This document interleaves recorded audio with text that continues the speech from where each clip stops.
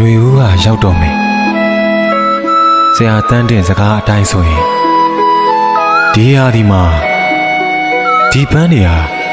ပြန်ပွင့်အောင်ပါပဲပြီးတော့မင်းနဲ့ကိုနေရလဲပြန်မစုံနိုင်တော့ဘူးဆိုတာလေပေါ့